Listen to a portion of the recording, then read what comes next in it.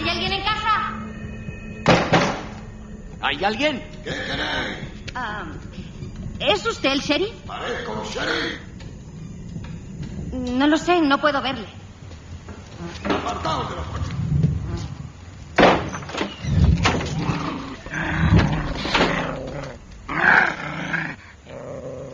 El sheriff no vive aquí, pero si quieres puedes entrar dentro a llamarle.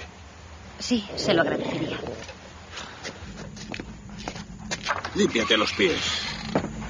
Me gusta tener la casa limpia.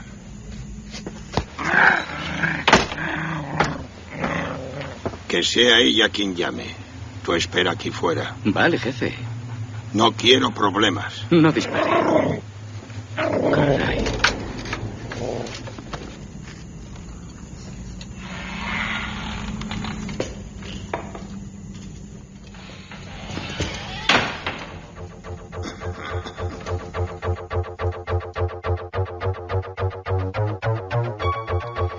Una y 8 minutos, bienvenidos, Milenio 3. A veces llamar a la puerta equivocada resulta fatal. Ha pasado esto en muchas ocasiones a lo largo de la historia de la criminología. Y en esta ocasión, llamar a la puerta equivocada ha resuelto una trama digna de la ficción, pero tremendamente real. Esta misma semana nos sobrecogíamos con una serie de casualidades que habían dado pues con una investigación nueva, concretamente en el oeste de Alemania. La policía continúa buscando a estas mismas horas más cuerpos, más restos humanos, supuestamente de hijos de una misma madre, en la población de Brieskov, decíamos en Alemania. La mayoría de estos restos han aparecido insertos en macetas y por lo menos hay 9 cuerpos distintos. Algunos piensan que es una madre que, según fueron naciendo sus hijos, los fue aniquilando. Un caso, de momento, dicen los especialistas, único en la historia de los criminales psicópatas. Empezábamos recordando esa escena. El cine nos la ha mostrado muchas veces. La chica inocente, habitualmente guapa para los estudios de Hollywood, que llega a un paraje más o menos solitario, a veces con su novio, a veces sola, y que se le ocurre, pues eso, golpear con los nudillos allí donde vive un hombre, casi siempre un hombre, sí, el 90% dicen de los psico-killers célebres son hombres, el 65% de víctimas son mujeres y ocurre lo inevitable. Sin embargo, como ya sabéis los seguidores de Milenio 3, muchas veces los hechos reales superan completamente a la ficción. Yo hoy tengo que hacer una anotación, yo creo que además totalmente comprensible. El programa que vamos a hacer, las 2 horas de programa especial, son bastante duras, con documentación, sí, fidedigna, pero truculenta incluso, pero es parte de la historia. Esto es pura investigación forense esta noche. Sí tengo que advertirlo porque sé que la gente pues luego lo pasa bastante mal. Carmen Porter, incluso buenas madrugadas. Porque buenas madrugadas, Iker. Hay menores que sabemos que nos escuchan y si los padres lo están oyendo también, pues es bueno avisarles porque son en algunos casos realmente cruentos, sangrientos y a veces incluso hasta, vamos a decirlo así porque es verdad, asquerosos en determinados momentos en los que estos criminales cometen algunos de sus asesinatos y hay que describirlos tal y como la policía ha dado esos informes, con la crueldad que ellos mismos reflejaban y que en esos partes policiales también se demuestra. Van a pasar por aquí un montón de amigos, un montón de especialistas. Yo recuerdo que un buen compañero de este programa, Salvador Ortega, uno de los pioneros de la Policía Científica Española, que también vamos a escucharle, hablaba de estas figuras como demonios humanos. Pero cualquiera puede ser o convertirse en un demonio humano. Esto reside en el cerebro, en la genética, esto reside en un comportamiento, en una infancia completamente perturbada. ¿Cómo se hace uno psicópata, asesino o psico-killer? ¿Estamos todos predestinados? ¿Cuáles han sido los peores casos? ¿Quién ha matado más en el mundo y de qué manera? ¿Hay mujeres psicópatas asesinas que han acabado con sus compañeras, por ejemplo, durante años? ¿Alguno se ha reinsertado? ¿Valen las cárceles o los centros psiquiátricos para algo con estas figuras? Voy un poco más allá. ¿Esa historia de la reinserción es posible con ese tipo de gente?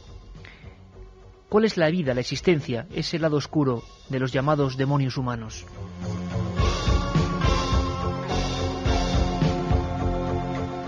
Estamos todos. Está Katia Rocha, nuestra productora, recién reingresada de sus vacaciones. Está Rebeca Collado, también nuestra compañera. Y está, por supuesto, Juanma Frasquet. Como no podía faltar en una noche como hoy bastante inquietante, con buen tiempo, menos mal, porque llega a ser de tormenta y ya sería demasiado. Historias reales, criminología pura y dura. Historias que son dignas de cualquier novela gótica de hace un par de siglos. Hablábamos con un compañero forense, José Cabrera, que durante muchos años fue forense de centros penitenciarios, que ha visto de todo, y le preguntábamos por este caso de Alemania. Todavía se está investigando, por supuesto, tomemos todo esto con hilos, pero es muy rara esta figura de la mujer que mata a sus propios hijos. Ha ocurrido en otras ocasiones.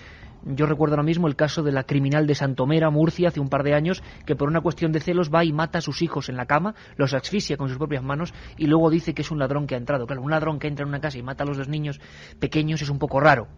¿Qué pasa en el cerebro de esta gente? ¿Qué ocurre?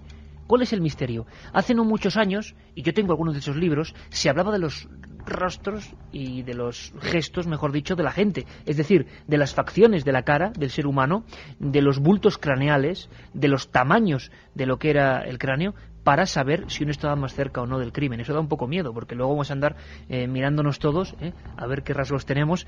La fisionomía. Preguntábamos a José Cabrera, este forense, ¿qué opina de este suceso que ha hecho que cambiemos por completo Milenio 3? De esta casa de los horrores de Alemania. Desde luego suena excepcional y lo es.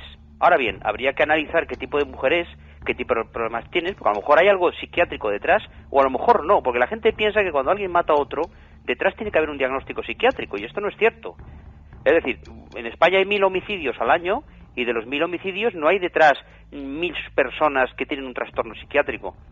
Lo que sí es cierto es que esto es excepcional. Es una mujer que ha roto lo que se llama el tabú de matar al hijo, que eso es una especie de tabú que lleva a la especie humana. Entonces seguro que algo hay detrás de personalidad que los forenses alemanes o los forenses tendrán que analizar y tendrán que poner encima de la mesa. Milenio 3 en la SER.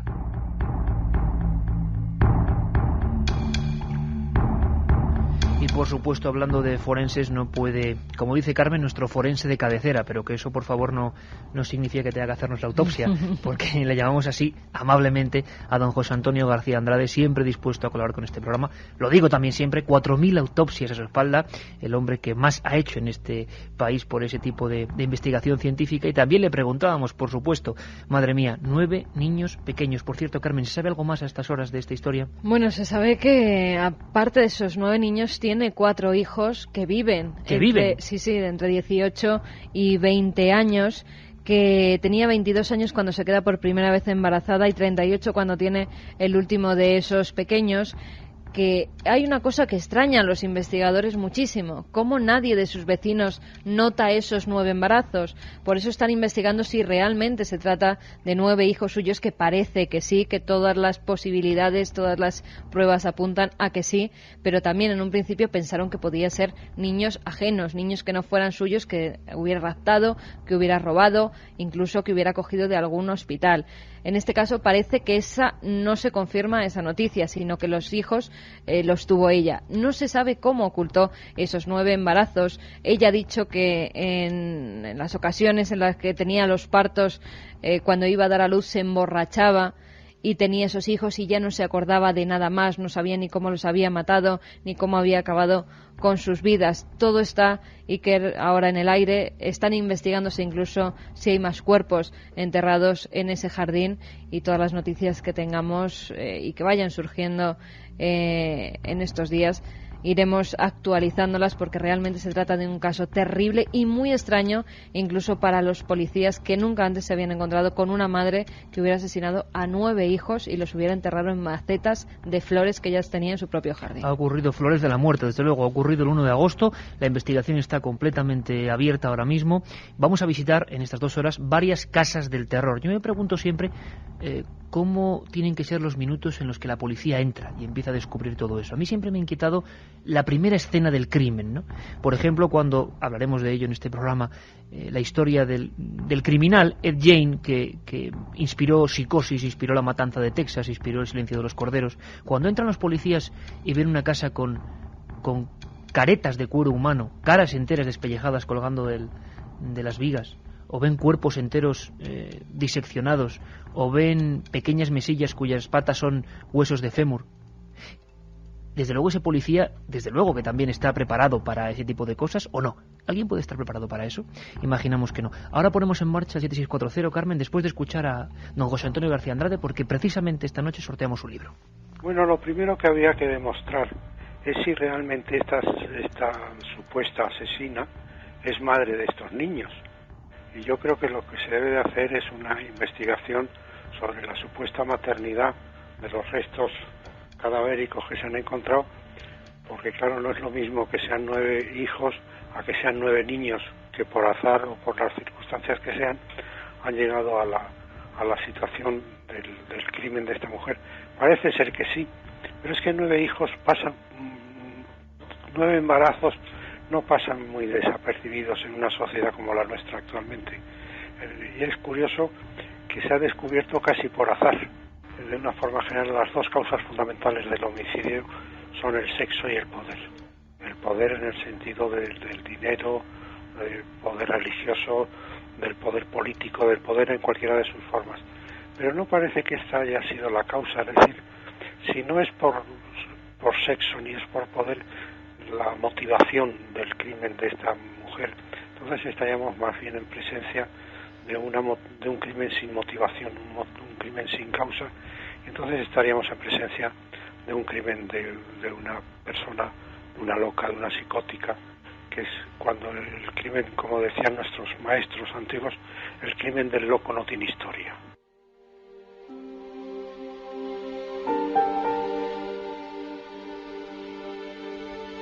Y ahora sí, abrimos líneas en el 7640, palabra clave, milenio, espacio, y como siempre, lo que queráis. Ya nos están apuntando, Iker, nuestros oyentes incondicionales, algunos de los psico-killers que quieren que tratemos. A ver, ¿cuáles salen? ¿Qué nombres esta salen? noche. Por ejemplo, Andrei Chikatkin nos dice, Chikatilo. o algo así. Efectivamente, un ruso que se comía los órganos genitales de las muchas mujeres a las que mató. También menuda figura. nos hacen apuntes como Daniel desde Lugo, por lo que sí los datos que hay hasta el momento, por desgracia, no existe ningún tratamiento efectivo para la psicopatía. Bueno, pues mensajes como estos los podéis enviar al 7640, palabra clave, milenio, espacio, y como siempre lo que queráis, porque vamos a sortear un libro realmente bueno, aunque crudo, de la estirpe de Caín, del forense don José Antonio García Andrade, editado por Temas de Hoy. 3 ejemplares. 3 ejemplares entre todos los que nos escriban ese número, 7640, palabra clave, milenio. Abrimos la historia y los documentos y los legajos antiguos. Vamos a ir desde la más remota antigüedad. Hablábamos de mujeres psicópatas, criminales, como sería esta mujer de Alemania. Tenemos ejemplos. Sin duda la más, vamos a decir, flagrante, o la que más gente mató, la más siniestramente efectiva en su proceder, fue Erzsébet Báthory, la llamada condesa sangrienta húngara. Se calcula en 660 doncellas, a las que mató después de una curiosa conclusión. Cuentan, no sabemos ya si esto forma parte de una cierta leyenda o de una especie de aderezo de la propia historia, que al pegar a una de sus doncellas, con sus uñas ya muy largas, le salpicó la sangre en la cara. Y dio la circunstancia, fijaos qué fatalidad, de que varios hombres de la corte le llamaron guapa precisamente ese día, y era una persona absolutamente fanática de la belleza. Temía envejecer. Quería conseguir el cosmético mágico que le diera años y años de vida. Entonces llegó a una conclusión terrible, una ecuación de muerte. Sangre de doncella virgen más belleza. Acabó haciendo inmensas bañeras de sangre humana. Y lo que es más terrible, cuando hemos hablado con algunos especialistas que han seguido la historia de Erzsébet Báthory, es que acabó con la población femenina de entre 12 y 17 años de esa comarca de la vieja Hungría. Tendríamos otros casos como Enriqueta Martí, la vampira de Barcelona, que mató por lo menos probados a 7 individuos, 7 niños a los que destripaba, chupaba la sangre. Recordamos también otras figuras como Brunilda Polseter, que decapitaba niños y luego quemaba las casas en Noruega en 1908, una estampa digna de otro noruego, de ese Edvard Munch, autor del Grito. Un mundo terrible, esa Noruega siempre sombría, siempre con demasiadas pocas horas de sol, y esta mujer, 1908, uno de los ejemplos de psicópatas mujeres realmente extraña. También tenemos a Jan Weber, la estranguladora de París. Muchos creían, y ella se creía en parte embrujada, víctima de un sortilegio. Es una cosa muy rara, Carmen, estrangulada con sus propias manos, cuando habitualmente las mujeres han tenido mayor debilidad respecto, en el ranking de asesinos estoy hablando, y no hay muchos casos de este tipo. Siempre ha sido más el envenenamiento, matar por ejemplo a niños como este caso, pero no, ella se atrevía con todo. Hemos intentado preguntarle al forense don José Cabrera precisamente cómo está hoy en día la estadística de la mujer y los crímenes. Hoy en día, ¿qué se sabe? ¿Qué investigación hay? ¿Qué nos puedes decir? La mujer es mucho menos agresiva hacia el exterior y hacia sí misma. Es decir, por ejemplo, la mujer se suicida 3 veces menos que el hombre y la mujer mata 10 veces menos que el hombre. Por lo tanto, encontrar a una mujer que sea una digamos, asesina múltiple es rarísimo. Pero es que además de eso, si se demostrara por el ADN, que supongo que lo harán, que son hijos suyos, no sería una asesina múltiple. Sería una madre que ha matado sistemáticamente a sus bebés, que es diferente. Diferente psicológica y psiquiátricamente.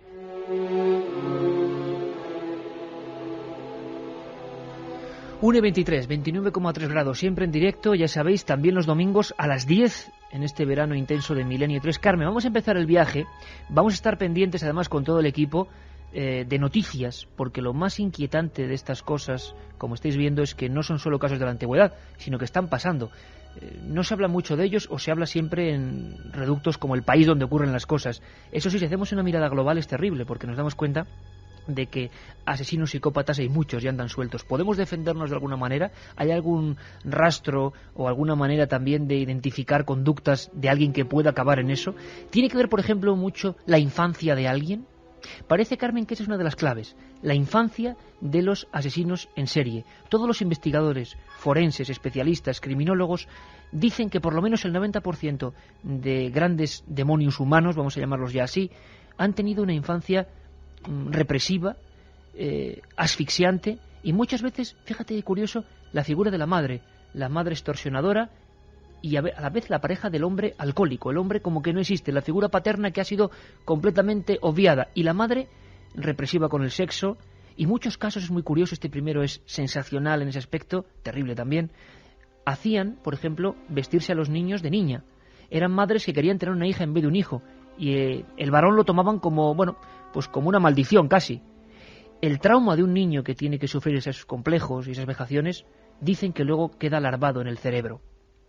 Las familias perturbadas son muchas veces el caldo de cultivo de las figuras que hoy vamos a recorrer en esta galería de los horrores, en este especial casi de La Voz de las Sombras. Vas a quedarte fuera con los perros hasta que aprendas a seguir las reglas. No irás a ninguna parte, preciosa. Por favor, déjeme. Conozco a las de tu clase. Lo único que hacíais era reíros y burlaros de mi muchacho cuando era pequeño. No merecemos cariño, mi muchacho y yo. ¡Ayúdame! ¡Por favor, haz que me dejen! Oye, mamá, creo que le gusto. ¿Qué coño os pasa a todos vosotros? No nos pasa nada. Milenio 3. En la SER. El demonio, un personaje fruto de las creencias religiosas. ¿Una figura producto del miedo y la superstición de una época oscura ya pasada? La respuesta es no. En La Iglesia y sus demonios, la periodista Carmen Porter demuestra que esta figura y su halo de maldad están más vivos que nunca. Editorial Edad presenta La Iglesia y sus demonios de Carmen Porter, una obra que les sobrecogerá.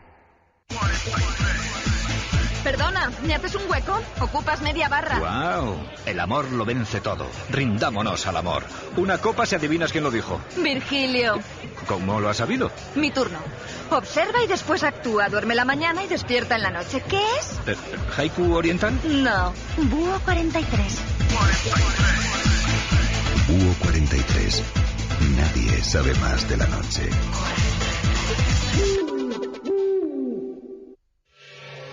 ¿Estás seguro de todo lo que ves y oyes? ¿Y todo lo que oyes? Milenio 3, Cadena SER, con Iker Jiménez.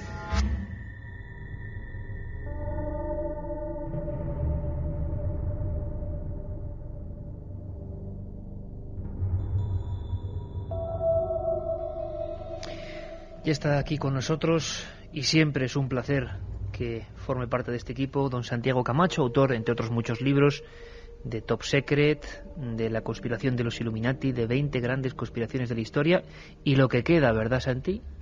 Y lo que queda, buenas madrugadas, Iker. Se te pone una cara misteriosa detrás de ese ordenador que tienes ahí siempre abierto. Santi llega con 1000 gadgets tecnológicos, y siempre por eso está enterado de todo.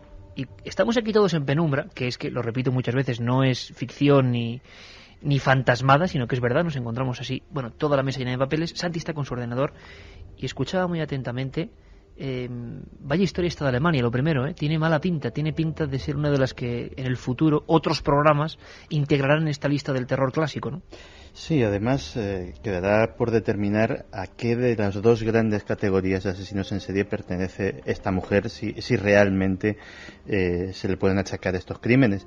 Si es una personalidad psicótica, es una personalidad que ha perdido contacto con la realidad, dicho llanamente, está loca, o es un psicópata, que son los más inquietantes, porque los psicópatas no están locos. Los psicópatas disciernen muy bien lo que es el bien y el mal, saben perfectamente lo que están haciendo, pero son incapaces de sentir remordimiento por la persona a la que están haciendo víctima de sus deseos. Porque psicópatas asesinos es solamente una parte, pero según muchos expertos en psiquiatría, existe un 5% de personas que podrían ser calificables de psicópatas en la población. Lo que pasa es que muchos de ellos pues canalizan esa pulsión hacia otras cosas, hacia los negocios, hacia su vida sentimental. En realidad son personas que todos podemos recordar a alguien que se ha cruzado así en nuestra vida, que no reparan en medios para obtener lo que desean y que les importa muy poco las víctimas que vayan dejando por el camino. Lo que pasa es que a un pequeño, afortunadamente, porcentaje de las personas que tienen esa tara, vamos a llamarlo así, lo que realmente quieren no es poder, no es dinero, no es sexo, sino quieren realmente matar. Eso es lo que les gusta. Dice Santiago que hay una barrera también, el que mata más de 3 veces y sobre todo le dan importancia en lugares y ocasiones distintos, ya podía ser un psico-killer, ¿no? Aunque muchos forenses dicen que psico-killer no debe decirse, pero bueno, asesino en serie psicótico, realmente 3 en diferentes ocasiones, digámoslo ya, forma parte ya de un archivo inquietante, ¿no? Antes de 3 pueden ser 1000 factores y no se considera, pero también dicen que muchas veces muchos asesinos, después del primer crimen, han sido atrapados y han ido a la cárcel, y por lo tanto se ha cortado una vena que podía continuar en psicopatía, ¿no? Sí, efectivamente. Además hay fenómenos muy curiosos. Generalmente todos los asesinos en serie van primero confiándose y haciéndose más eficaces en su oficio y van aumentando de manera casi exponencial la frecuencia con la cual delinquen. Pero, por ejemplo, otra cosa que sirve muy bien para distinguir a estos psicóticos de los psicópatas, el psicótico es víctima realmente de una enfermedad y muchas veces va dejando pistas para que lo atrapen, está deseando que alguien le pare porque realmente está siendo poseído por algo que él mismo no puede controlar. Qué interesante, Santiago, y ahí tendríamos muchos de estos ejemplos en los cuales el asesino deja una especie de marca, deja una prueba con una huella suya. Parece que en el fondo, en esa mente partida por completo, está pidiendo también auxilio, ¿no? Exactamente. Mientras que el psicópata no, el psicópata todo lo contrario. Si deja algún tipo de marca o de pista es para chulearse, es para... Y para retar a la policía. Efectivamente, es para aumentar su ego, para aumentar su satisfacción realmente. Es para hacer ese acto atroz más satisfactorio y que le llene más a su ego desmedido. Fijaos qué curiosa la frase que nos dice José Cabrera, el forense y criminólogo, porque creo que es acertadísima. Nos los encontramos, estos datos, en todas las biografías de los grandes psico-killers que han pasado a formar parte del libro de los horrores. Ed Gein, Andrei Chikatilo, John Hyde, Peter Kürten, tantos y tantos personajes cuyos nombres, hoy como si fuésemos por un antiguo museo de cera, vamos a ir viendo sus figuras, sus caras, sus historias. A mí me da mucho miedo, fíjate, Richard Ramírez, el merodeador solitario que cuando le atrapan enseña la mano y lleva una especie de estrella de 5 puntas, y encima cuando le ejecutan en la silla eléctrica dice prácticamente que vendrán otros y que forma parte más o menos de una especie de hermandad satánica. Richard Ramírez, el merodeador nocturno, uno de tantos nombres de motes que surgen para que distingamos unos de otros. Todos nos parecen igual de horribles, pero hay un factor inicial. Cuidado porque es importante, yo creo que hay que saber leer este dato. La infancia como gran clave. La infancia es el patio en el que jugamos el resto de nuestra vida. Es decir, lo que nosotros hacemos de niños va a marcar completa y radicalmente hasta la tumba el cómo somos. Por lo tanto, si detrás de una familia rota, una madre castradora, un padre con un problema de alcohol, o un padre maltratador, o una madre ambivalente, eso va a generar en ese hijo la posibilidad de que de adulto tenga un trastorno de la personalidad grave que pueda llevar a este tipo de homicidios o asesinatos. Está clarísimo.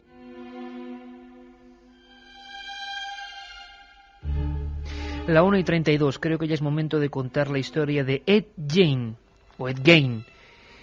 Plainfield dicen que era un pueblo que hacía válida la sentencia esa de estar perdido en el medio de la nada, en mitad de la más absoluta nada, en ese mundo rural profundo de la América que imaginamos, por ejemplo, en pleno 1957, mes de noviembre, cuando la policía descubre una auténtica casa del terror. Esto sí que da miedo.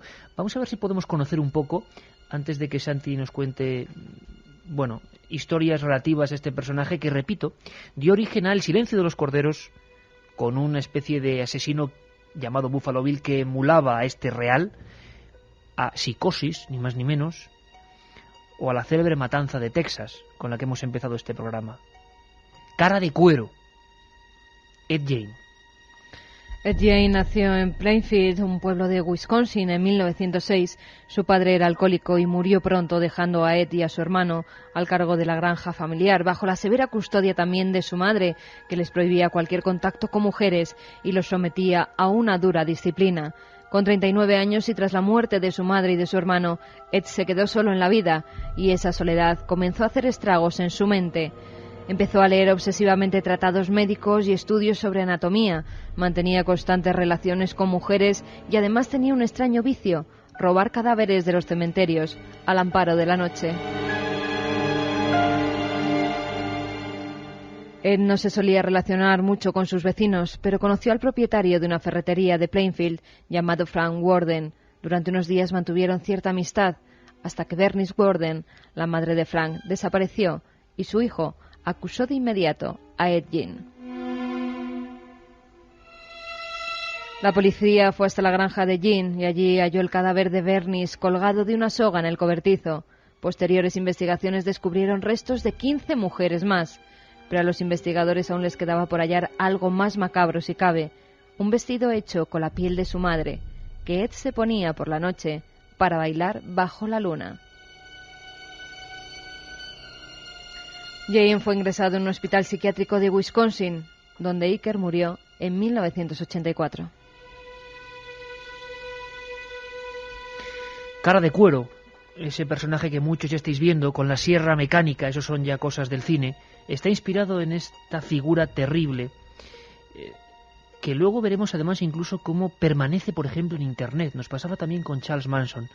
Parece mentira, pero estos personajes se han convertido en una especie de iconos de la contracultura, de la marginalidad, y son, no voy a decir adorados, pero sí recordados no como monstruos, sino casi como héroes, como rompedores. Es algo sumamente inquietante también. Santiago, lo que se encuentra la policía en esa noche del 16 de noviembre de 1957, aparte de la flagrante prueba de 2 muertes, asesinatos y unos 18 cadáveres, es la decoración más macabra que yo creo que jamás nadie ha podido imaginar, ¿no? Sí, porque mira, ahora mismo tengo delante la fotografía del cadáver de Bernice Warden, tal y como se la encontraron, y la verdad es que todos esos admiradores que tiene por internet, la verdad es que deberían de echarle un vistazo a este cuerpo destripado como una res, realmente colgado de un garfio de carnicero por un tobillo. En fin, es una visión espeluznante. Pero no era la única visión que iba a llenar de espanto al sheriff de Plainfield y a sus hombres aquel día. Abrieron ese granero y además el momento fue terrible porque estaba en plena oscuridad y fue el cadáver de Bernice Warden lo que rozó levemente el hombro del sheriff, le hizo pegar un salto y cuando miró hacia arriba vio ese cuerpo decapitado en esas condiciones. Y no era lo más terrible que iban a ver esa noche, porque cuando pasaron a la cabaña, a la casa donde vivía Ed Gein, aparte de encontrarse pues con con un panorama que ya de por sí denotaba una personalidad sumamente trastornada, suciedad, desorden, revistas pornográficas. El cuarto de la mujer, si no me equivoco, de su madre, intacto, cerrado. Esa es la clave. No solo cerrado, sino tapiado. Estaba sellado con tablas y desde el día de la muerte estaba conservado como un mausoleo, como un monumento absoluto a su madre, que era posiblemente la personalidad que más influyó en él. El resto de la casa, incluso había abundantes excrementos humanos, es decir, estamos hablando de una persona que si tenía una necesidad ya no reparaba en las mínimas normas de la convivencia humana, no ni siquiera del respeto hacia sí mismo. Pero eso no era lo peor. Lo peor era que empezaron a encontrarse peculiares, por decirlo de alguna manera, piezas de decoración. Empezaron a encontrarse, por ejemplo, en la cocina cráneos humanos vaciados, cortados por la mitad para ser utilizados como cuencos, como platos. Empezaron a encontrarse que las pantallas de las lámparas estaban hechas con piel humana, tanto así como el tapizado de las sillas, como diferentes elementos, incluso prendas de vestir. Posiblemente las dos piezas más macabras es ese vestido de piel humana que citaba Carmen hace un momento, y luego un cinturón hecho con pezones humanos. Una cosa realmente inimaginable ni por el autor de terror más sanguinario.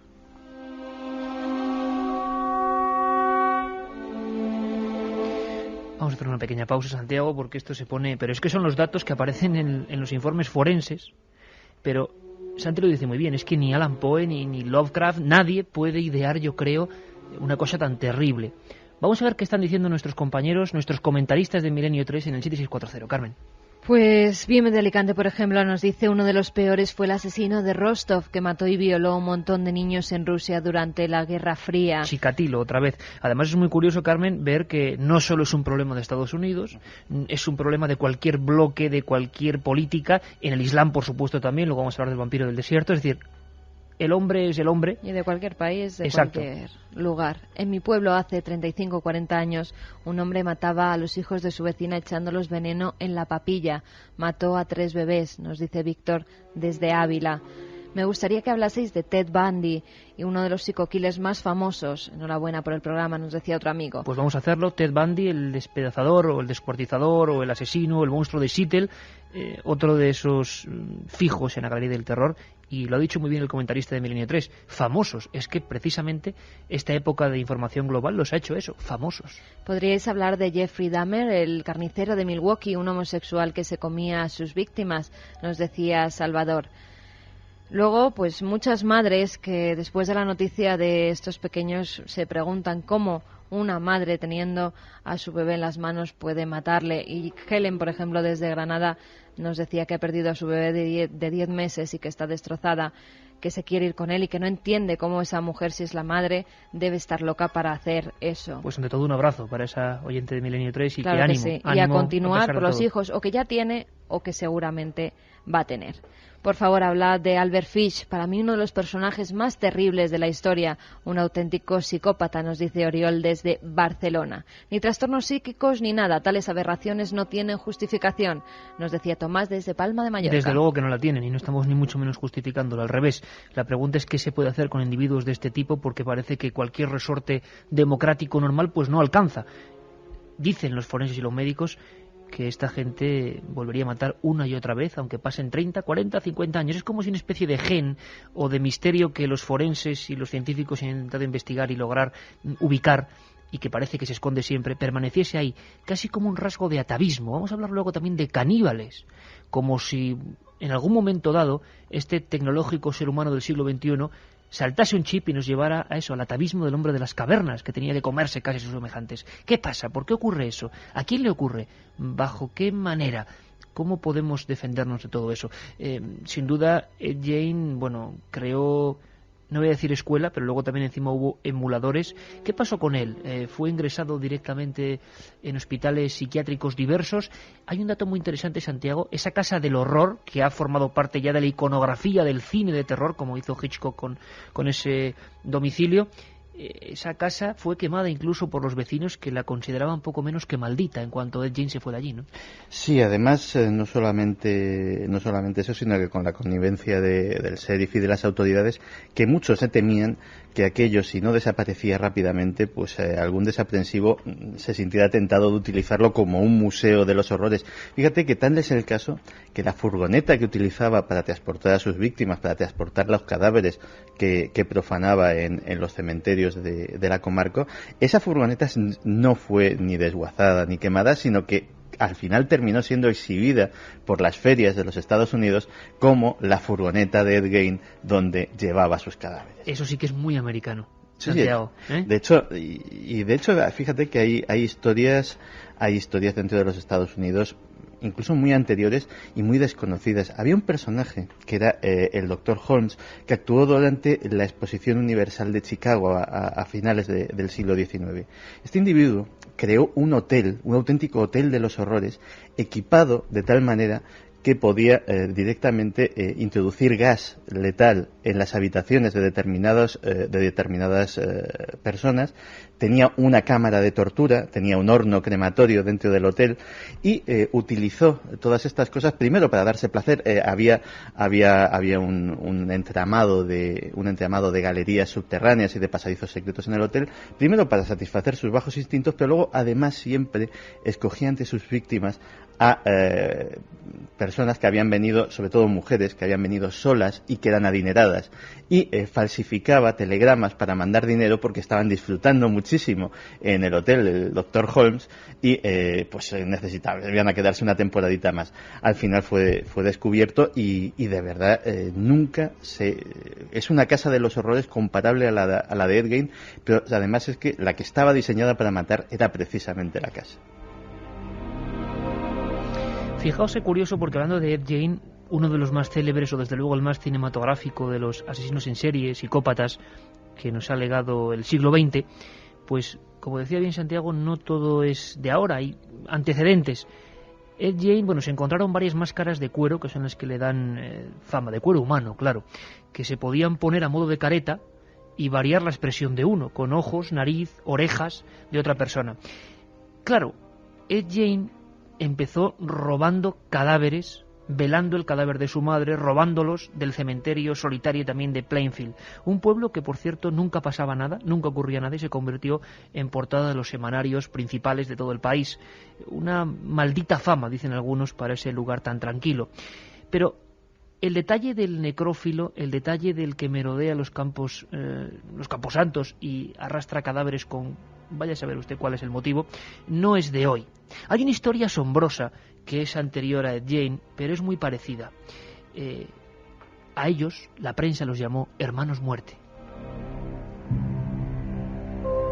Y realmente no eran hermanos, pero el aspecto era muy parecido, vestían con viejas levitas. Habría que irse al Edimburgo de 1820 más o menos.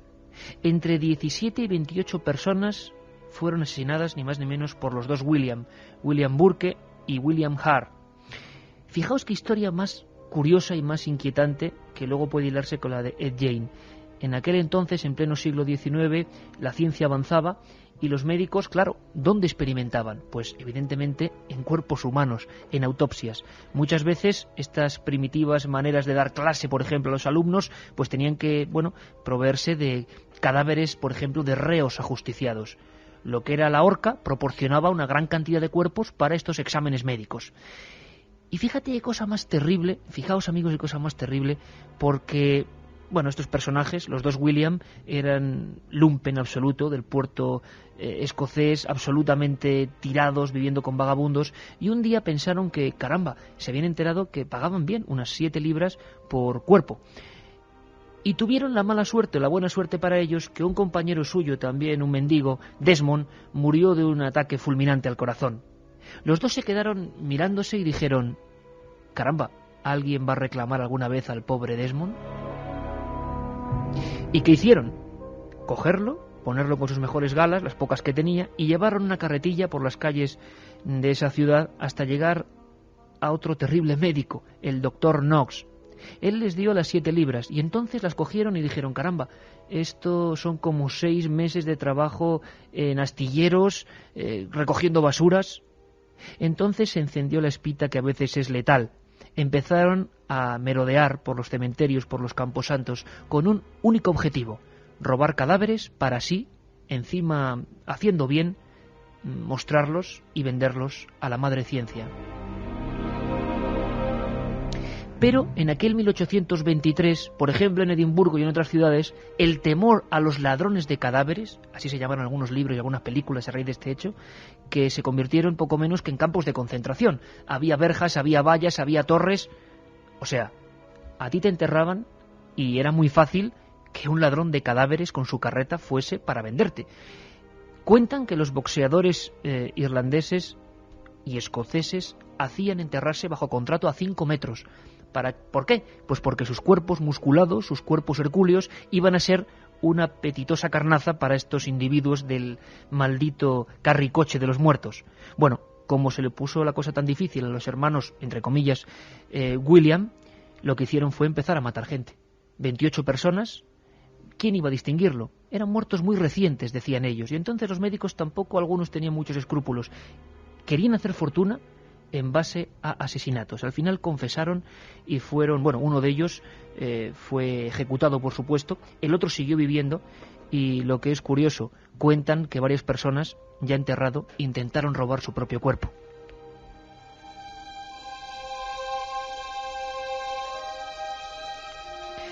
Algo parecido, ese estigma atávico, Santi, se puede ver en este Ed Gein, que no es que sea un asesino múltiple, porque parece que hay 2 crímenes, pero sí lo que hace es llenar su casa de eso, de cadáveres de otras personas ya enterradas, ¿no?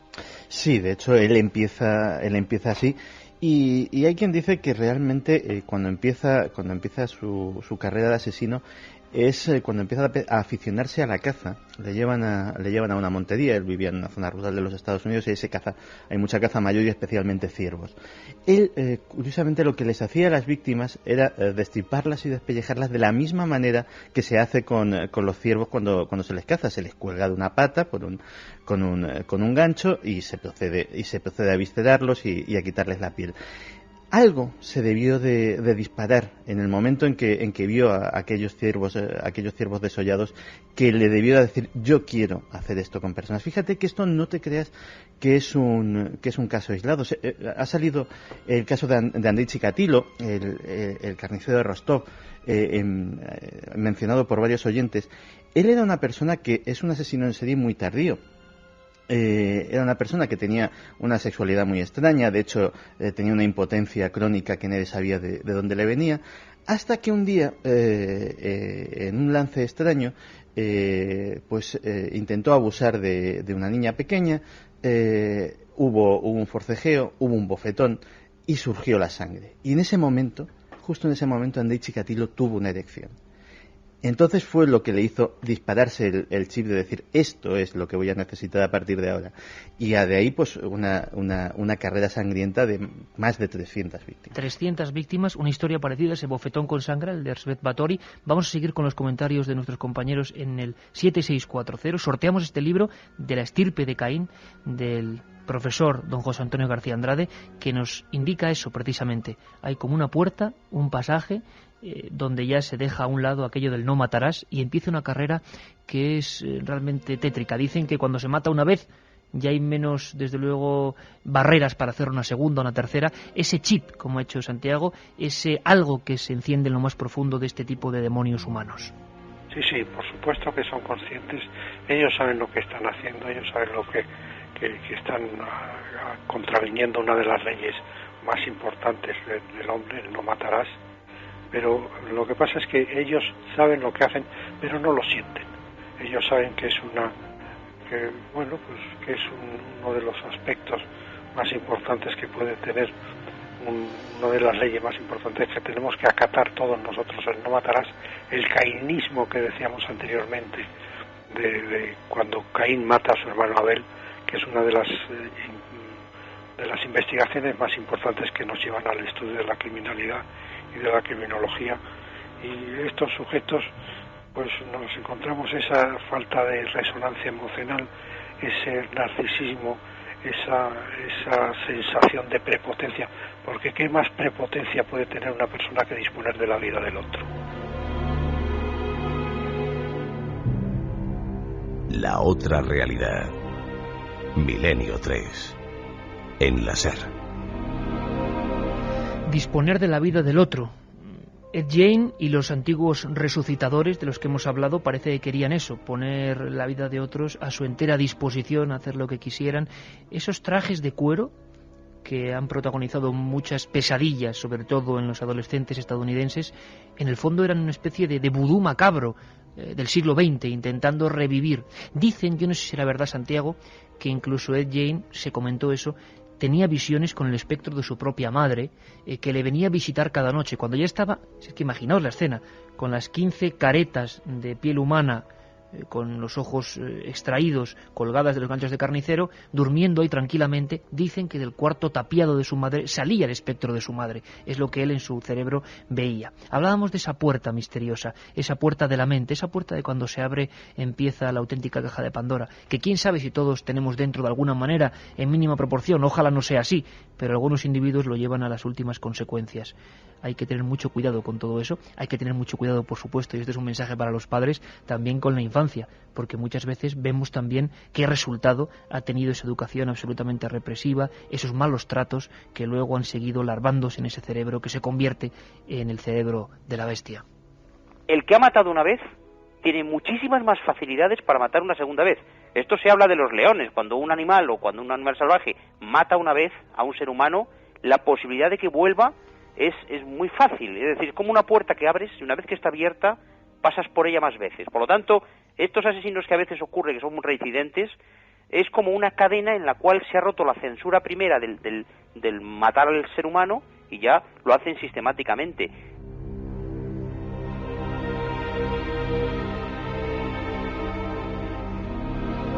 Vamos con más mensajes que nos llegan al 7640, como el de Yolanda, que nos dice: un psicópata no tiene sentimientos, es perfectamente consciente de lo que hace, pero no le importa. Saludos desde Barcelona.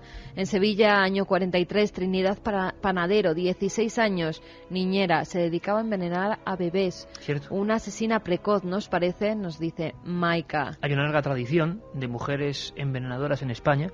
El envenenamiento siempre ha sido un modus operandi muy típico de las psicópatas asesinas. Tenemos el caso de la mujer de Pilar Prades, la mujer envenenadora de Valencia, que encarnó para siempre en la televisión, ya en La huella del crimen, Terele Pávez, y que fue ajusticiada a garrote vil. Y otras 3 o 4 en el siglo XX han sido sentadas en ese caballete de la muerte, con esa argolla, en España, por asesinatos con veneno. Sí, hay además un caso que yo creo que puede romper la barrera que ya puso en su día Andrei Chikatilo, como con el caso Récord, que no se sabe ni siquiera cuántas víctimas tuvo. ¿Qué me dices? Se llama Catherine Snover. Y es una señora, por llamarla de alguna persona, tiene más de 100 víctimas confirmadas. ¿Confirmadas? Confirmadas. Fue detenida el 23 de agosto de 1998, es un caso relativamente reciente, y esta era una asesina en serie muy peculiar. Efectivamente era envenenadora, como tú muy bien dices, Iker, es un procedimiento que suelen elegir las mujeres que se deciden a matar, pero no conocía a sus víctimas. Ella escogía, a través de la guía telefónica, a través del correo, víctimas al azar, y les enviaba por correo un sobrecito de cianuro, camuflado como una muestra de un nuevo refresco, de unos sobrecitos para adelgazar, de cualquier cosa que simplemente había que disolverlo en agua y se lo tomaban. 30 segundos después de aquello, la persona estaba muerta. No había móvil económico, no había móvil personal. Insisto que posiblemente en aquella época en todos los Estados Unidos posiblemente cientos de personas fueron diagnosticadas en sus certificados de defunción como muerte súbita. Nadie se molestó en hacer una autopsia, porque tampoco ¿quién iba a matar a esta persona? Y Catherine Snover pues puede ser actualmente, hasta que se le confirme un número total de víctimas, que todavía la investigación está abierta, pues puede ser la que rompa el récord tristemente célebre de Andrei Chikatilo. Vamos con un miembro de las fuerzas de seguridad, en este caso Policía Nacional, que nos dice: puedo asegurar que no estamos preparados para crímenes de la magnitud de la que habláis. Gracias por acompañarnos. Buenas noches. Un abrazo para todos los amigos que velan por nuestra seguridad, en una noche como hoy especialmente, además. Buenas noches. ¿Podríais hablar del asesino de ancianas? Coleccionaba cosas de sus víctimas y no se sabe el número exacto. Daría para un programa entero, nos dice Marta. Hola Iker, ¿podrías explicar la verdadera historia de Aníbal Lecter? Es un personaje que me apasiona y me aterra a la vez, nos dice Javi desde Badalona. Contándolo o sondeando con figuras como la de Jane. Sobrecogedores, seres racionales, simplemente somos animales y los peores. Tenemos capacidad de buscar y hacer el mal, nos dice David desde Zaragoza. ¿Cómo es posible que una madre pueda hacer eso? Además, más de 9 veces. No tiene perdón ni siquiera estando enferma. Gracias por los programas que hacéis, nos dice Carol desde Madrid. A ver cuando habláis del asesino de Rostov. Sí, bueno, oye, lo de Chikatilo se convierte en una especie de petición. Primero, ante todo, agradecer a los oyentes 7640, sorteamos ese libro del estirpe de Caín, del forense don José Antonio García Andrade, de temas de hoy, pero es que saben mucho, eso siempre lo tenemos claro, pero ese asesino de todavía casi el bloque soviético en aquella época... Es uno de los que más preguntan, sí, que más se ha quedado en la mente de las personas. Una bestia sanguinaria. En la segunda hora vamos a conocer, por ejemplo, esa figura, la de Ted Bundy, ese depredador de Seattle, pero también vamos a intentar, aparte de sondear el ciberespacio, sondear las noticias. Vamos a ver si los amigos oyentes pueden ayudarnos, porque ha habido varios casos en España que siguen sin resolver y que muchas veces sabemos que pueden dar origen aquí. Muchos miembros de la Policía Científica, de la Policía Nacional nos lo han comentado, en antena por supuesto, que hay casos que no se sabe cómo van a continuar, cómo van a seguir, y están ahí. Fijaos la noticia, en junio del 2004... en la playa de la Barceloneta se encuentra una mujer despellejada como haría Jane con sus víctimas, diseccionada, como dijeron las noticias, como por obra del bisturí de un médico, y metida en una maleta. Y sin cabeza. Recientemente ha vuelto a haber otro hallazgo parecido, en la misma playa y en el mismo rincón. Y son noticias que, bueno, que pasan, que se van, que no hay un hilo, una hilazón. Pero la policía sabe que posiblemente hay varios psico-killers actuando en España, y eso es verdad, porque siempre los hay. Vamos a sondear las noticias de actualidad de nuestro país y vamos a conocer no solo los peores o los más terribles psico-killers que han dejado huella en el mundo, sino en nuestro país. El ranking macabro que nunca deberíamos hacer, pero que existe. Personajes como el arropiero, personajes terribles como el matamendigos, el mataviejas, nombres para la historia de ese lado oculto.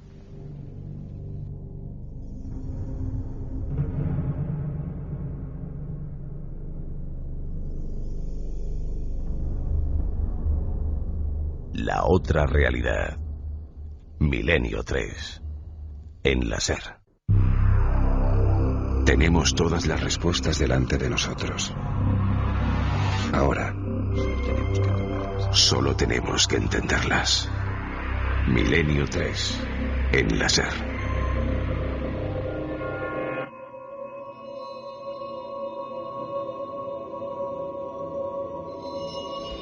¿Estáis ahí? Nosotros seguimos aquí a las 2:06 con 28,2 grados. Pregunto esto porque sé que el programa de hoy es bastante duro a nivel del gran demonio humano que es el hombre a veces, en ocasiones.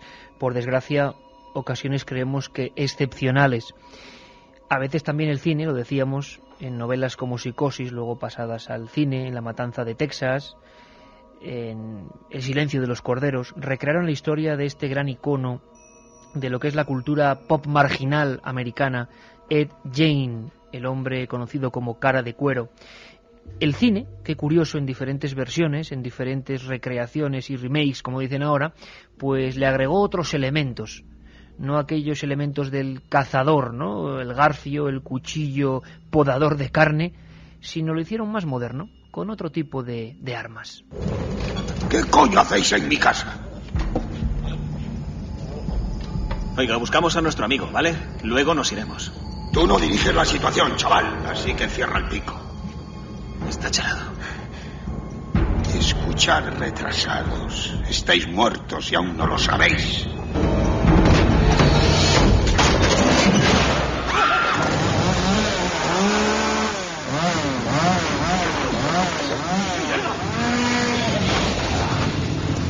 ¡Vamos! ¡No!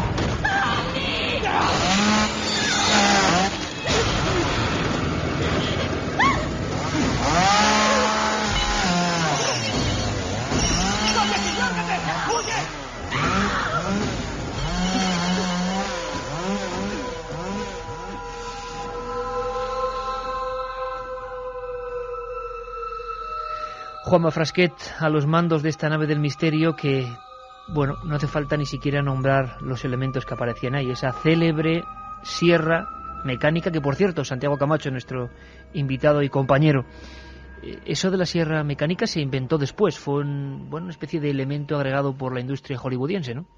Sí, en el caso de Ed Gein en concreto, sí. Lo que pasa es que sí ha habido no uno ni dos, sino varios asesinos en serie que sí se han servido de sierras mecánicas. No sé si es tanto de sierras mecánicas, que hay un detalle macabro, pero bueno es decirlo, que la sangre lógicamente terminaría gripando el motor, terminaría haciéndolo absolutamente inservible. Eso sí que es una fantasía hollywoodiense, pero sí que se han servido de sierras circulares, de sierras eléctricas, etcétera, etcétera, para despedazar los cadáveres. Lógicamente uno de los problemas que se le plantea al asesino en serie, que es sorprendente como en muchos casos el asesino en serie se lleva a su propia casa a las víctimas y luego se le plantea el problema de deshacerse del cadáver. Y en muchos aspectos ha habido digamos, de los métodos más imaginativos, pero muchos de ellos han recurrido a despedazar el cadáver con una sierra de bricolaje, vaya, y irlo repartiendo en bolsas de basura o como sea. Y posiblemente pues esos cadáveres, gracias al tremendo avance que han sufrido las ciencias forenses en los últimos años, pues han terminado en muchos casos llevando a la misma casa del asesino. Otros han sido mucho más originales. Me estoy acordando del caso de Issei Sagawa, el japonés que guardó a su novia asesinada en el refrigerador y se la fue comiendo poco a poco, ¿no? Pero vamos, estos son casos marginales y efectivamente pues alguna vez se ha recurrido a la sierra, pero nunca mecánica, porque no funciona bien con estas cosas. Casas de los horrores. A veces el horror duerme, palpita en el cerebro humano. Hace no mucho tiempo, Salvador Ortega, pionero de la Policía Científica Española, amigo de este programa, que encarceló y atrapó personalmente, por ejemplo, al psicokiller más letal que ha habido en este país, en España, acudía a un congreso donde especialistas en asesinos en serie debatían, proponían sus hipótesis de investigación. Eran los más famosos de todo el mundo y se concentraron en Valencia. Y Salvador Ortega, fíjate con qué conclusión venía, una conclusión un tanto desesperanzadora. ¿Dónde estaba el verdadero enigma? Del funcionamiento del cerebro no se conoce nada en absoluto. Las últimas investigaciones mucho más directas que se han hecho estaban pues que hay anomalías que se han encontrado en asesinos en cuanto al lóbulo frontal. Parece ser que ahí existe unos cortocircuitos, para que lo pueda entender la gente, dentro de la ramificación de señalización del cerebro, y que estos cortocircuitos pueden naturalmente inducir a que se llegue a descubrir una mayor violencia. Otro compañero y excelente periodista de la revista Interview, Manuel Marlasca, que ha hecho diversos libros sobre el asunto de los asesinos en serie, incidía no solo en el cerebro, sino en cómo se cura esto. Es la gran pregunta, imagino, que están haciendo, Carmen, en el 7640 nuestros compañeros y comentaristas de Milenio 3. ¿Cómo demonios se cura esto? Sabemos que hay un mal, pero un mal que además parece que es irreparable de alguna manera. Escuchamos a Manuel Marlasca. Muy poco se sabe sobre por qué hay personas así. Estas personas siempre han sido lo que hemos conocido todos como personas malas, básicamente malas, que tenían la maldad, que desde chicos torturan animales, que desde chicos abusan de sus compañeros, ¿no? Entonces hay estudios en Estados Unidos, por ejemplo, el profesor Pincus está haciendo un estudio de eso, que es estudiar sus cerebros con unas técnicas muy modernas que se llaman las técnicas de neuroimágenes, que es tratar de ver en el cerebro si tienen en alguno de los lóbulos del cerebro hay algún tipo de malformación o de defecto que pues anule esta capacidad de empatizar con el resto de la humanidad, ¿no? Pero desde luego sigue siendo un gran enigma y sigue siendo la gran deuda pendiente que tiene la psiquiatría moderna, ¿no? El qué hacer, sobre todo con los psicópatas, porque un psicópata puede estar en prisión 20, 30, 40 años y no va a dejar de ser un psicópata. Milenio 3. En la SER. Sube, baja, anda, corre, para, ordena, estudia. En el día mandan todos. En la noche mandas tú. La noche es para la libertad, la amistad y la fiesta. La noche es para los búhos. Entra en su magia con Licor 43. Búho 43. Nadie sabe más de la noche.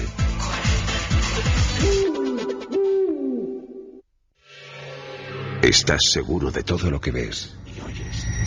y todo lo que oyes. Milenio 3, Cadena SER, con Iker Jiménez.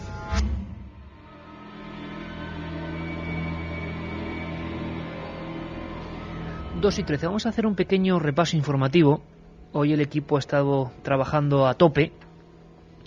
Katia Rocha, Rebeca Collado y Carmen Porter han, echado humo buscando información. Y es curioso porque uno se da cuenta de que, claro que hay casos clásicos y figuras ya emblemáticas, pero es que la actualidad constantemente nos deja casos sin resolver que huelen mucho a asesino psicópata. Y esto inquieta de verdad. El 5 de junio del 2004, como yo decía, un indigente se encontraba, mientras rebuscaba en unos contenedores de basura.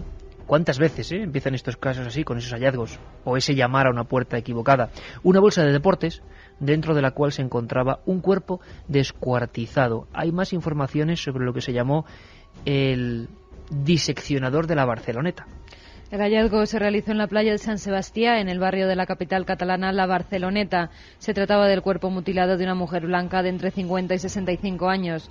El cadáver tenía las extremidades separadas del tronco y había sido introducido en varias bolsas de plástico que a su vez se guardaron en una de deportes. Pero los policías que siguieron el caso nunca pudieron encontrar la cabeza de la víctima ni otras partes del cuerpo. La muerte de la mujer al parecer se debió producir pocas horas antes, ya que el cuerpo no tenía aún signos de descomposición cuando fue hallado. Al cabo de los días, gracias a los análisis dactilares, se pudo averiguar que el cadáver era el de María del Carmen Barranco Villafañe, de 64 años y de nacionalidad argentina. Poco tiempo después, 3 pakistaníes eran detenidos como presuntos autores del asesinato y más tarde eran puestos en libertad a la espera de juicio. Pero no iba a acabar todo ahí, que el pasado 22 de julio, hace apenas unos días, unos bañistas que paseaban a su perro hallaban en la misma playa una cabeza humana semienterrada en la arena dentro de una bolsa de basura negra. Inmediatamente llamaron a la policía, que se personó en el lugar y con perros adiestrados localizaron a pocos metros, enterrados a unos 70 centímetros de profundidad, más bolsas con vísceras, partes del tórax y de 2 extremidades inferiores, piernas, de la rodilla hasta los pies, precisamente algunas de las partes que faltaban al cadáver de la argentina asesinada el año pasado. Por el momento no se ha podido averiguar si los restos pertenecen a la misma persona o no. Se están haciendo los análisis pertinentes, pero en el caso de serlo, pues se reabriría ese caso, ese asesinato, y volveríamos otra vez dentro con esos de lo que cabe, 3 presuntos. Dentro de lo que cabe, ojalá culpables. Sea el mismo cuerpo, porque es mucho más grave que sean 2 cuerpos distintos. Porque si no estaríamos hablando de 2 personas asesinadas y descuartizadas. En el mismo lugar. Rebeca, en el mundo también hay diversas noticias que podemos ir repasando entre las dos si queréis tranquilamente, porque un sondeo breve de cómo está el planeta en estos asuntos, y es que las noticias bullen constantemente, ¿no? Sí, así es. Iker, en España hay casos como el del asesino de ancianas en Santander a finales de la década de los 80. Se trataba de un albañil, José Antonio Rodríguez Vega, que fue culpado de al menos matar a 16 ancianas. Uno de los de ranking sin duda más importante, ¿no? En España tenemos ese como gran figura, no el que más, pero uno de los que más. Sí, que además incluso antes teníamos a José Antonio García Andrade, que fue el que le trató como psiquiatra forense, y desde el cual llegó a amenazar incluso públicamente a este forense, a don José Antonio García Andrade, diciéndole que él no era así, tenía una forma, no estaba de acuerdo con el análisis psiquiátrico que había hecho de él. Él quería permanecer como un héroe, como alguien que había acabado con la vida de esas personas, y se le tenía que considerar, según él, un héroe. Hay una cosa que a propósito de este caso sí que me gustaría apuntar, y es que los asesinos en serie y los psicópatas no lo tienen precisamente fácil en prisión. El asesino de ancianas fue ajusticiado, asesinado por sus compañeros de la cárcel, pero no es ni muchísimo menos el único caso de psicópatas, de asesinos en serie que han sido asesinados, que han aparecido ahorcados misteriosamente en sus celdas. De hecho, por ejemplo, hasta el famoso Doctor Muerte, el médico aquel que asesinó a más de 200 ancianos administrándoles una inyección letal de heroína, una sobredosis, simplemente se dijo que en principio que tenía buenas intenciones, pero eran personas, muchos de ellos perfectamente sanas, era un completo psicópata. También pereció en la cárcel en estas circunstancias. El conocido como hijo de Sam, que también tuvo a la ciudad de Nueva York en jaque durante un tiempo, fue casi degollado. Lucía a partir de entonces una cicatriz de 54 puntos de sutura en el cuello, también por sus compañeros de prisión. Digamos que es como el caso de los violadores o de las personas que abusan sexualmente de niños, ¿no? Son personas que lo tienen muy, muy, muy difícil una vez están en prisión. La cárcel impone también su propia ley con estos individuos, ¿no? Más cercano, cronológicamente hablando, en España también, el asesino de La Baraja, que fue un total de 6 asesinatos y 3 tentativas que tuvieron una sorprendente resolución el 3 de julio, cuando el joven de 26 años, Alfredo Galán, se entregó en comisaría de Puerto Llano afirmando ser el asesino del Qué curioso. Casi nos olvidaba ya este personaje, ¿verdad? Y iba dejando ese elemento. Ahora, la solución, como decía antes Santiago Camacho, nuestro compañero, sería saber si dejaba esos elementos para retar a la policía o porque realmente pedía de alguna manera auxilio ante su mal, ¿no? Fíjate que luego hay casos que realmente nos sorprenden cómo pueden estar entre nosotros personas que en sus países de origen han cometido asesinatos que son considerados como asesinos en serie.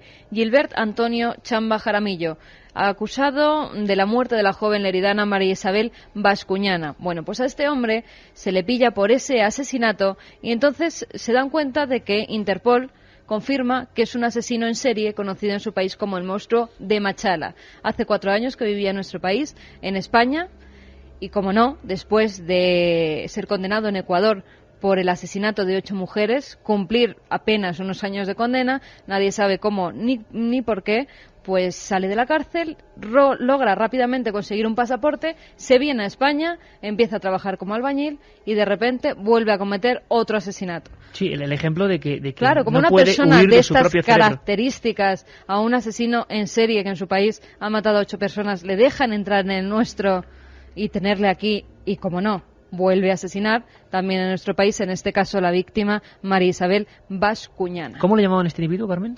El monstruo de Machala. Superado, por ejemplo, en este ranking que estamos haciendo terrible, por Daniel Camargo, también ecuatoriano. Mató a 150 personas, le conocían como la bestia de los Andes, y fijaos el caso más curioso. Estaba enamorado perdidamente de su esposa, y un buen día pilla a esta con otro hombre en la cama. A partir de ese instante, el odio hacia las mujeres que tenían cierto parecido físico con la suya, le convirtieron en eso, en un masacrador de féminas en Colombia y Ecuador. Estuvo matando durante 20 años sin ser atrapado. Y fijaos qué curioso, en una aduana y prácticamente en un reconocimiento espontáneo, tampoco muy importante, entre mendigos en una redada, la policía ecuatoriana sorprende a uno de ellos, auténtico lumpen, con barba, muy envejecido. Parece que todos los psico-killers que llegan a viejos lo pasan bastante mal. Es como, yo no sé si tendrán remordimientos, dice la ciencia que no, pero estaba en estado lamentable. Y este mendigo llamó la atención porque tenía una maleta demasiado lujosa. Un hombre hecho un harapo con una maleta, no sé de qué marca, demasiado lujosa. La abren y estaba todo lleno de prendas con sangre. Ahí empieza a cantar, hablando en argot policial, Daniel Camargo, un alumno aventajado de este otro ecuatoriano tan simpático que teníamos aquí trabajando y que ha matado a una chica en Lérida. Haciendo de las suyas. En menor grado también, pero hace apenas 2 veranos, el caso de Tony King, que vino y tras el enjuiciamiento aquí en España, ahora se está investigando porque hay casos en Inglaterra, son 3 ahora los que se están investigando. Es verdad que él tenía ya un pasado, pensamos en Tony King solo delictivo, como el causante de una muerte aquí, pero claro, que había una medio probada. Sí, pero es que, claro, había un largo trayecto de este monstruo también, como le conocían allí en las Islas Británicas, ¿no? Otro conocido también, el hijo de Sam, que comentaba antes Santi, Ted Bundy, que asesinó a 28 prostitutas en la Florida, Ed Kemper, que violaba, asesinaba y descuartizaba a sus víctimas, fueron todas jóvenes, bellas y colegialas. También Jeffrey Dahmer, que además carnicero de Milwaukee. Eso es. Y en todo el mundo este fenómeno es frecuente. En Colombia, Garavito, que comentábamos, el monstruo de Génova. En Ecuador, Pedro López Monsalve, quien también asesinó a 60 niños y niñas. Thierry Paulin, el asesino de las ancianas, parecido al caso de España, pero este es en París y fueron 21 el número de viejecitas. O sea que lo que estamos viendo con este repaso informativo de nuestra redacción es que los comportamientos son idénticos en cualquier país, en cualquier entorno, que los mismos criminales que han ocurrido en España también tienen su casi su doble, ¿no? En Estados Unidos, en Colombia, en Rusia. Allí están los crímenes y las noticias siguen siendo inquietantes porque, por ejemplo, también había una historia rara. Yo no quiero alarmar a nadie, pero era eso de Ponferrada, varios crímenes o varios accidentes mortales en un mismo instante, ¿no? Hubo 4 extrañas muertes en extrañas circunstancias que no se han aclarado. Yo creo que por el momento, en determinado día se acabaron las noticias sobre esos casos. La policía tampoco dio más información y lo cierto es que eran 4 muertes. Algunas parecían de golpes en la cabeza, todas situadas en lugares donde cerca había agua, algunas en un río, otras en estanques, en depósitos con agua, y no se ha vuelto a saber nada de esos asesinatos de Ponferrada. Silencio de la prensa total. Por cierto, Carmen, en el Islam tampoco se salvan. En Teherán, el llamado vampiro del desierto, hace bien poco fue ajusticiado, ahorcado, también era un psicópata, o sea que nadie crea que esto es un fenómeno, por ejemplo, europeo o americano. Mohamed Viajet, de 30 años, que violó, mató a 17 niños y a 3 adultos. La mayoría eran refugiados afganos. Lo hizo en los 2 últimos años y después de matar a esos niños, pues había empezado a alimentarse de ellos en algunas de las ocasiones. Canibalismo, del que luego vamos a hablar. Santiago, dime. Hay un caso también muy en el mundo islámico, que es el de Javed Iqbal, que fue en Pakistán hace apenas unos años. Y es curioso porque ahí en Pakistán le aplicaron o le intentaron aplicar la Sharia, la ley del talión absoluta. Él estrangulaba a niños vagabundos, abusaba sexualmente de ellos, los despedazaba en trozos muy pequeños y luego se deshacía de ellos, el problema que decíamos antes, en cubetas de ácido. Pues su sentencia fue precisamente ser estrangulado en una plaza pública, ser descuartizado en trozos pequeños y ser su cuerpo disuelto en ácido. Curiosamente, ahí funcionó mucho antes que la Sharia funcionó la ley de la cárcel. Y fue uno de estos asesinos en serie que misteriosamente fue encontrado ahorcado en su celda. Por cierto, 7640, palabra milenio, el libro de don José Antonio García Andrade, de la estirpe de Caín, título que puede ir perfectamente con nuestro programa. Hay un nombre, Rebeca, ve una fotografía suya ahí, hace unos 12 años se hizo célebre. Se van a cumplir 12 años dentro de poco de la historia más terrible. Nos piden que hagamos un programa sobre ella. Es una historia con tantas aristas que nos resistimos en muchas ocasiones. El nombre de Anglés, de Antonio Anglés, que aparece en varias ocasiones por parte de los oyentes que quieren saber o quieren suponer qué pasó. Caso aparentemente cerrado, no se ha encontrado nada de él. Es uno, sin duda alguna, de los supuestos, ahí hay que decirlo, psicópatas criminales que está en ese museo que siempre se va haciendo. Antonio Anglés, cuya foto tienes ahí, Rebeca, ¿no? Sí, eso es. También, perdona Rebeca, nos apuntan uno de los casos terribles, como es el asesino de la katana, el que todos recordaréis que mató a sus padres y a su hermana, que además era deficiente mental. Perdona, Rebeca. No, nada, muy curioso también en Australia, que podría ser el nuevo presunto doctor muerte. Está en búsquedas, Yatan Patel. Es un doctor que se está investigando porque hay 87 muertes misteriosas. No se sabe bien si es incompetencia profesional. Otro doctor muerte. O un nuevo doctor muerte. Qué curioso, hay varios ya, desgraciadamente. Pues fíjate que estaba oyendo el repaso que estaban haciendo Carmen y Rebeca de la historia criminológica española y de nuestros asesinos en serie. Hay un personaje, José María Jarabo, ¿sí?, que simboliza lo que es el psicópata mejor que ninguno, a pesar de que apenas tuvo 3 víctimas. Pero el psicópata, como decía al principio, es la persona que no repara en nada para conseguir lo que quiere. No te me adelantes, Santiago, porque además tenemos a un invitado y a un amigo excepcional que lo va a resumir perfectamente y nos cuentas ahora. Precisamente, tenemos telepatía, Santiago, y vamos a hablar ahora de Jarabo, precisamente porque se le considera el primer psicópata español. Acabamos esta ronda de información, si os parece, compañeras, con esta crónica asombrosa antes de hablar de Jarabo, en París. Hablabais de París como lugar de algunos acontecimientos. Esto no tiene nada que ver con la criminología, pero ha causado un tremendo estupor en el país galo.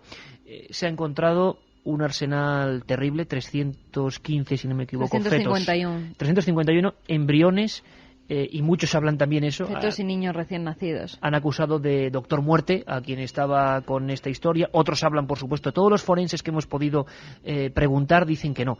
que era una falta de método, que desde luego no hay ansia criminal ninguna, sí de experimentación. Casi nos devuelve esto a los tiempos de los resucitadores y de la ciencia apilando cuerpos. Pero claro, que en el siglo XXI se descubra esto en la Ciudad de la Luz es inquietante, por lo menos. Octavio Martí, el corresponsal en París, nos lo cuenta. El descubrimiento de los restos de 351 embriones humanos, fetos o recién nacidos muertos, es macabro y sorprendente. Macabro porque relacionado con la muerte, las malformaciones y la infancia. Sorprendente porque remite a prácticas propias del siglo XIX y sobre todo porque supone no respetar la ley vigente que obliga a enterrar o a incinerar los cuerpos resultantes de abortos terapéuticos o de partos desafortunados.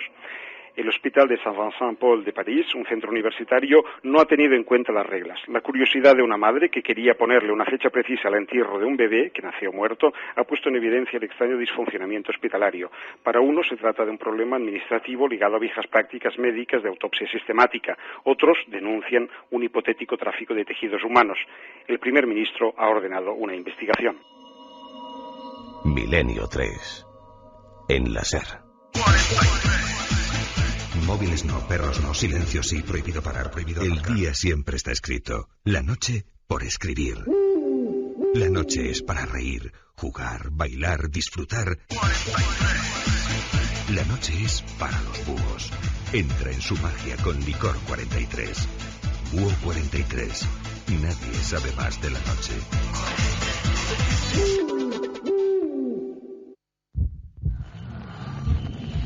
¿Alguna vez estando a solas, has sentido que alguien estaba contigo? Milenio 3. Iker Jiménez. Cadena SER.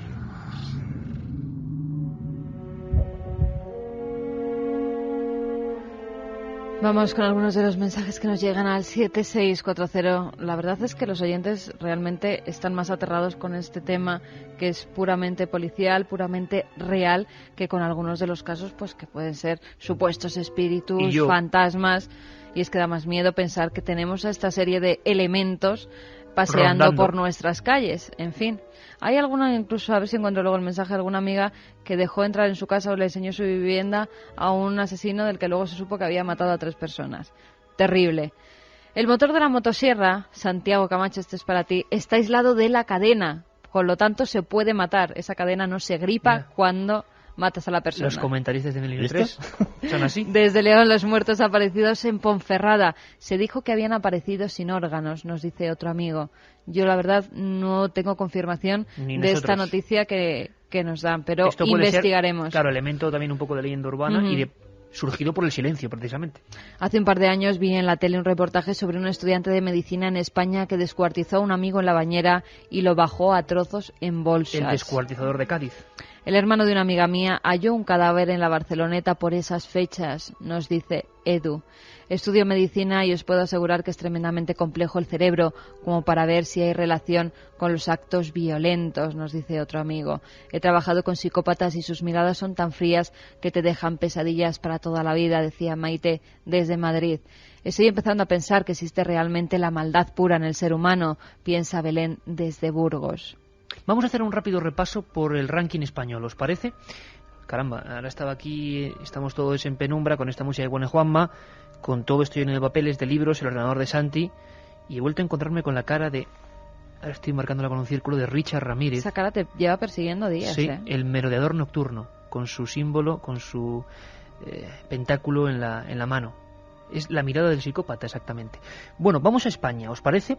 Vamos muy rápido con el ranking. Hay nombres como Arropiero, Mataviejas, El Escalero, Matamendigos, El Sacamantecas, que tienen que estar en esa orla negra. Hablaba Santiago, con su telepatía habitual, de Jarabo.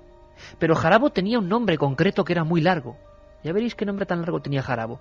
Nos hace una crónica perfecta, sintética total, nuestro compañero, Paco Pérez Avellán. Además, fijaos qué curioso, porque él hace un libro en su época llamado Jarabo, de unas 400 páginas, donde me decía siempre, caramba, es imposible sintetizar todo esto aquí. Sin embargo, en apenas un minuto, ya veréis, la historia del primer psicópata, al menos la ciencia así lo diagnostica, español. José María Manuel Pablo de la Cruz Jarabo Pérez Morris es el primer psicópata oficialmente reconocido en la historia criminal española. Es el último ejecutado en el Garrote Vil por la jurisdicción ordinaria en España. Todo el mundo se conmovió, todos los periódicos le dedicaron grandes espacios, no se hablaba de otra cosa, aunque suene atópico. Había enormes colas para entrar en la Audiencia Provincial de Madrid y poder contemplar el juicio a Jarabo. Jarabo era una persona que enamoraba a todas las mujeres. Se dice, la leyenda lo dice, que estaba excepcionalmente dotado, que tenía una virilidad fuera de lo común, de tal forma que todas las mujeres caían rendidas a sus pies. Jarabo era una persona que se dedicaba sobre todo a disfrutar, a vivir la vida. Entraba en un hotel, por ejemplo el Hotel Emperador, invitaba a todo el mundo que estaba en la barra, en la cafetería, o subía a la piscina y hacía traer refrescos para todos. Gastaba sin cuento hasta que se quedaba sin dinero, y entonces su problema era volver otra vez a reunir el suficiente dinero para seguir disfrutando la noche de Madrid sin límite de ninguna clase. Por esto mató a 4 personas, una de ellas estaba embarazada, y esto quizá fue lo que le llevó sin ninguna duda a la condena de muerte. 4 condenas de muerte, y fue finalmente ejecutado en 1959. Todo un fenómeno, desde luego, don Paco Pérez Avellán, con una historia que le marcó y le obsesionó, la de José María Jarabo de la Cruz Pérez Morris. Salvador Ortega pudo atrapar al número 1 del ranking, el arropiero, Manuel Delgado Villegas. Este es su retrato del horror. Nombre: Manuel Delgado Villegas. Alias: El Arropiero. Lugar de actuación: España, Francia e Italia. Nacido en 1943. Profesión: sin oficio conocido, y en sus últimos días en libertad. Vendedor de dulces de arrope. Estado civil: soltero. Estatus: fallecido. Número de víctimas: 48 asesinatos confesados, 7 probados y 2 en grado de frustración. Periodo de actuación desde 1964 hasta 1971. Modus operandi: estrangulación, sofocación y golpes mortales. Ese era el arropiero, y esta la persona que le atrapó, Salvador Ortega, nuestro querido amigo. Nos estamos preguntando hace hora y media si hay algún rasgo distintivo, si podemos saber si el que tenemos enfrente es un psicópata asesino, y es imposible. Es más, Salvador Ortega dice que si hubiéramos visto al arropiero, con quien pasó él 3 años de su vida desenterrando cadáveres en la investigación, nos hubiéramos reído de él. ¿Por qué? Siendo un asesino despiadado. Escuchamos a Salvador. Quizás el más importante español, que es mi propio estigma, ¿no? Que es Manuel Delgado Villegas, el arropiero, que nos confesó 48 crímenes y se le pudieron probar en 8 y 2 en tentativa. Manuel Delgado Villegas fue una problemática incluso en su propio estudio, porque fue la primera vez que se descubre en España un problema cromosomático, que era precisamente de una doble Y en el cromosoma del sexo. Se le tipificó del supermacho, cuando en realidad luego después las siguientes investigaciones nos han demostrado que no tenía nada que ver con eso. Yo creo que eso apartó un poco la investigación científica que se hacía sobre él, y hubo varias clasificaciones, y nosotros en nuestro contacto con él durante 3 años que tuvimos que convivir cara a cara y muy unidos, yo puedo decirte, la primera impresión que causaba era de risa, porque el hombre tenía un bigotito así muy parecido al de Cantinflas, y era disléxico, tenía falta de formación absoluta, y por lo tanto el primer contacto que mantenías con él era alguien que tartamudeaba al empezar a hablar y que confundía ciertas palabras, ¿no? Entonces, pues ese aspecto físico que tenía, aunque era un tipo atlético, no muy alto, pero bastante fuerte, y la forma de hablar que tenía, vendía arropías por la calle porque su padre le dejó este tipo de medio de buscarse la vida, y hubiera sido de risa. Nadie, o sea, se hubieran reído de él si inician una conversación con él. Como dije yo en alguna ocasión, hablando con Salvador Ortega, una risa de muerte, desde luego. Fijaos a veces lo que es la fatalidad de encontrarse con uno de estos personajes. Uno tiende a pensar que, hombre, no le puede pasar a nadie, pero a veces ocurre. Hubo concretamente un muchacho americano que estuvo a punto de pagar por un crimen del arropiero, por una serie de circunstancias dignas de una teleserie española, vamos. Ocurrió en Ibiza. Fijaos la escena, por favor, porque es increíble. y dos enamorados, en aquella época todavía medio con efluvios hipiescos, final de los 60, Ibiza, un muchacho americano con otra chica, están en un chalet de verano. Y se produce una discusión. La chica parece rechaza a su novio eventual y algo pasa. A veces hablábamos, este programa empezábamos con lo de la puerta, a veces las puertas se quedan entreabiertas y pasa lo que no tiene que pasar. Solamente que él intenta acostarse con ella y ella dice que está cansada y que no quiere. Y entonces la deja allí, desnuda y se marcha. Cuando se da cuenta, en ese momento, el arropiero que estaba por allí, se asoma a la ventana y ¿qué ve? Pues ve una mujer desnuda, preciosa, puesta en una cama con un aspecto físico fenomenal, y entonces se mete dentro. La puerta no estaba totalmente cerrada y se mete dentro. Se monta encima de ella y la sofoca con la almohada. Luego después intenta incluso cambiar la escena del crimen, da unas cuchilladas muy superficiales, lava el cuerpo de la sangre, hace un montón de cosas que le llevan allí pues unos 3/4 de horas o una hora. Y mientras tanto el individuo con un americano recuerda que ha dejado en esa casa su cartera, que se le ha caído del pantalón y que no la tenía encima. Vuelve a recuperar su cartera con su documento de identidad dentro, etcétera, etcétera, y cuando llega, ya Manuel Delgado Villegas se había marchado y se encuentra a la chica muerta, con todo aquello natural, pero como había habido movimientos, algún que otro ruido y tal, pues entonces uno de los vecinos se acerca. Él escucha los pasos de los vecinos y se esconde dentro de un armario. Cuando los vecinos ven aquello, ven la calle muerta y ven tal, uno de ellos sospecha que el armario está medio abierto, empuja el armario y ve al americano metido dentro. Tira del americano hacia afuera y naturalmente lo iban a condenar y llegó hasta la audiencia. Y en la audiencia se fue absuelto por falta de pruebas. Gracias a Dios. Y tanto que gracias a Dios, porque ese americano podía pagar por un crimen que no había cometido. Hoy tenemos testimonios de excepción. El arropiero y el mataviejas, como se le llamó al criminal cántabro, coincidieron en el Hospital Psiquiátrico de Madrid durante años, antes de que uno acabase hecho un vagabundo y muriendo en libertad, el arropiero, increíble, y el mataviejas, como así se le llamaba, en el argot criminológico, pues acuchillado decenas de veces. Bueno, pero ¿sabéis quién tutelaba a estos dos presos? El doctor Andrade. Son sujetos que verdaderamente ellos carecen de algo que yo sí he encontrado en todos ellos, una falta de resonancia afectiva, emocional y un narcisismo criminal.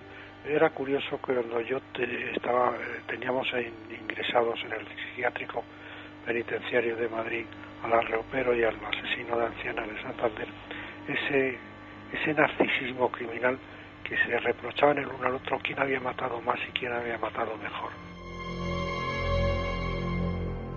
Milenio 3.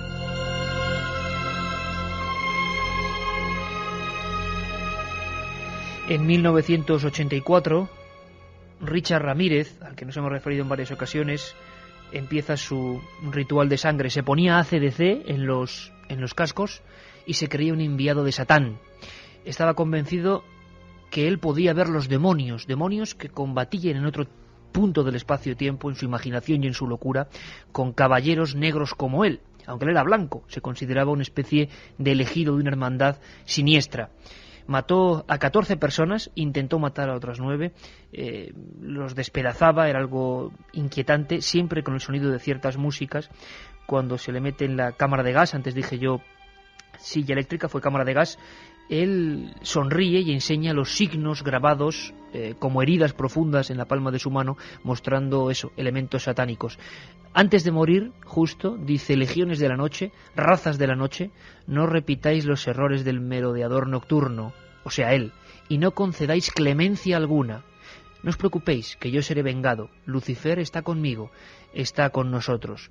Y es que, ¿cuántas veces la perturbación religiosa, sea en nombre de Dios o del demonio, ha generado psico-killers? Algunos son terribles, hombres que acabaron con su familia y con decenas de personas, como se dijo de uno que le llamaban el asesino de la mano de Dios. Era una persona absolutamente normal, por ejemplo, y que de repente, ¿qué escena más terrible? Pues no sé, un reflejo en un Cristo en su propia habitación hace creer en sus pesadillas que ha recibido un mensaje divino. Precisamente eso, librarnos de los demonios, matad a otros que llevan el estigma de Satán y que solo él puede ver.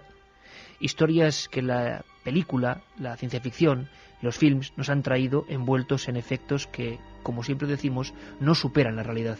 Fenton, despierta. ¿Qué pasa? Adam, despierta, tengo algo que deciros. ¿Qué ocurre? Tranquilos. Adam, despierta y escucha. Necesito que los dos me prestéis mucha atención. Ha ocurrido algo. El fin del mundo se aproxima, se acerca. El ángel me lo ha explicado. Nos rodean seres malignos. El demonio los ha soltado para la batalla final que se están librando ahora mismo. Pero nadie lo sabe excepto nosotros y otros como nosotros. Tengo miedo, papá. No, no temas nada, tigre. Hemos sido elegidos por Dios. Él nos protegerá. Nos ha encargado unos trabajos especiales. No temeremos a esos demonios. Les destruiremos. Les cogeremos de uno en uno y les echaremos de este mundo. Eso es lo que Dios quiere que hagamos. El ángel nos llamó las manos de Dios. ¿Somos como superhéroes? Sí, eso es. Somos una familia de superhéroes que ayudarán a salvar el mundo. Pero papá, eso no tiene sentido. Ya sé que es lo que parece, hijo, pero es la verdad.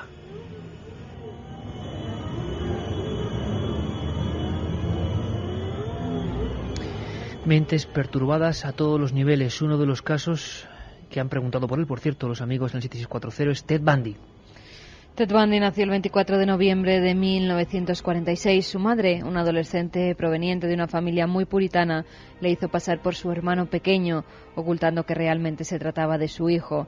Ted terminó criándose en casa de su abuelo, una persona agresiva que pegaba tanto a su mujer como a su nieto. Fue convirtiéndose en un chico retraído, tímido, y se aislaba cada vez más. Se encerraba y hacía crueles experimentos con animales, a los que incluso llegaba a mutilar.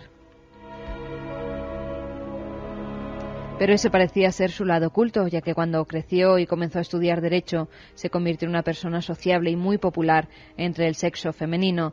Nada hacía sospechar que en 1974 ya había cometido su primer asesinato. Fue en Washington y golpeó a su víctima con una barra de hierro hasta matarla. Un mes después asesinó a otra chica en una habitación del campus universitario donde estudiaba. Entró en él una fiebre asesina incontrolable y comenzó a atacar a diestro y siniestro a cualquier chica que se cruzaba en su camino. Antes de acabar con su vida, todas las dejaba una marca, un mordisco, en algún lugar de sus cuerpos. Poco a poco fue cambiando el escenario de sus asesinatos. Viajó por Utah, por Colorado y Florida, secuestrando y asesinando mujeres, hasta que el 16 de agosto de 1974, una chica de Utah le identificó como el hombre que trató de secuestrarla y fue condenado a cumplir una condena en una cárcel de Colorado.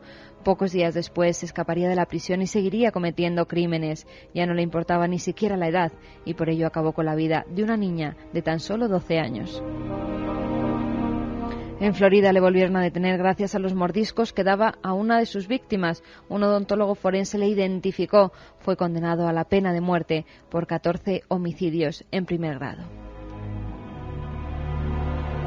Otro de los clásicos americanos, genuino, junto a Jane, ¿no? Ted Bundy. Ted Bundy, que según algunos expertos casi se le ha llamado como el Picasso del asesino en serie. ¿El Picasso? Sí, porque es de todas las personas, pues desde los tiempos más remotos como podría haber sido Landru, por ejemplo, a principios del siglo pasado, o otros, pues él fue el que más perfeccionó lo de llevar una doble vida. Ted Bundy, si ahora mismo entrevistásemos a las personas que le conocieron en vida y que le conocieron en su vida oficial, no en su vida secreta, pues era un hombre encantador, buen profesional, romántico con sus parejas, amable con los niños y con los animales, una persona, un pilar de la comunidad, y en cambio tenía esa doble vida. De hecho, fíjate que muchas de sus víctimas sucumbían a ese encanto y él lo utilizaba como un cebo. Uno de sus modus operandi favoritos era él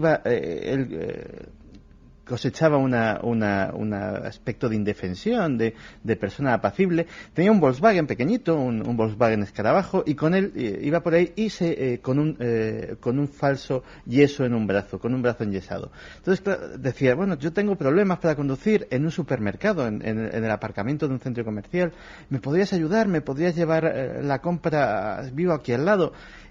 En un momento de descuido... Qué terrible, ¿no? utilizaba precisamente ese yeso falso para golpear y aturdir a la víctima, luego la estrangulaba, luego abusaba del cuerpo inerte y finalmente dejaba esa macabra firma del mordisco efectivamente en cualquier parte del cuerpo. Nos han preguntado mucho también, en el mundo de la antigua Rusia soviética casi aparece Andrei Chikatilo, que pone de moda el vampirismo y el canibalismo en algunos de los tratados modernos de criminología, aunque vampiros había habido como el de Düsseldorf, Peter Kürten, John Haig, el vampiro de Londres.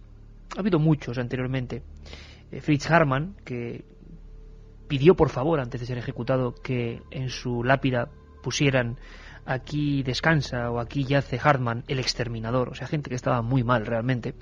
Pero del canibalismo nos inquieta especialmente porque, claro, nos suena precisamente a eso, a tradiciones cavernícolas poco menos, a tal y como éramos hace miles de años.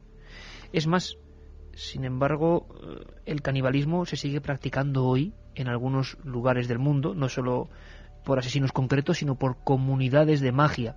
Nos lo comentaba ese excelente explorador que es José Manuel Novoa, después de llegar de algunos puntos del continente negro y haber visto con sus propios ojos rituales hoy, siglo XXI, de canibalismo. Concretamente, beber sangre humana metida en gigantescos huevos para ingerirlos y hacer luego auténticos prodigios contorsionistas. Todos los brujos africanos de esta zona, de la zona de África Central, del Golfo de Guinea, bueno, su brujería está íntimamente ligada a la ingestión de carne humana.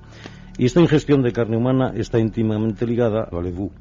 El ebú ellos lo describen como una especie de pólipo que se aloja cerca del estómago, e incluso físico, que tenemos todos, que unos nacen con el ebú despierto y otros tienen que pasar por una ceremonia que se llama Komaganga, que es donde les despiertan el ebú, y en el ebú es donde reside la cualidad de poder hacer magia. Y lo malo es que, claro, este ebú, el ebú en búho, si es ebú bueno sería ebú besú, si es en búho de magia negra, por decirlo así, para entendernos, sería ebú en búho. Este ebú demanda constantemente esta ingestión de sangre, de carne humana y de huevos, ¿no? Esto es según su creencia.